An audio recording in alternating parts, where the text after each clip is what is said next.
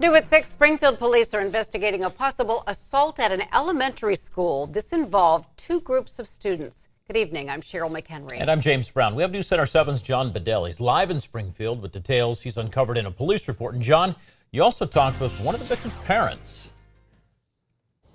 James and Cheryl, we asked Springfield City Schools for a copy of the video showing what happened here at Kenwood Elementary. They refused, so I filed a formal public records request with the district for that footage this afternoon. Meantime, Mom and Dad tell me their son is traumatized. Ryan Springer and Ashley Henthorn told me they were upset they didn't find out about an incident at school on Friday until Monday. They said their son, a 6th grader at Kenwood Elementary, hasn't been the same since. A Springfield police incident report we got a hold of shows school staff told police they waited until Monday to report the incident to officers because they were still interviewing students involved. The report says it happened on the playground during recess when a group of black students had gathered several white students to a specific spot on the playground and forced them to say Black Lives Matter against their will, with some kids recording this. Police wrote the principal here told officers a few students who tried avoiding the situation were chased down and either escorted, dragged, or carried to the spot on the playground. Officers said one student was punched in the head.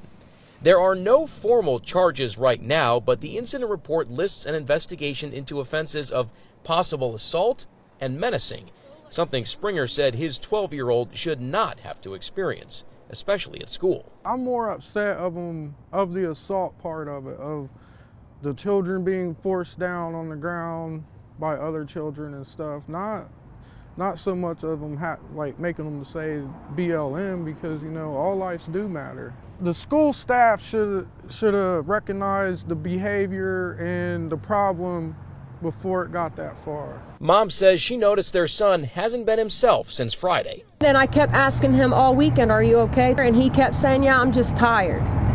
And then when I got the phone call Monday about it, I was like, that explained a lot.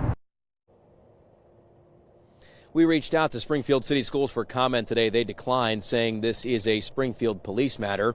Springfield PD told us they're still investigating what happened here, and they'll work with prosecutors to review possible formal charges.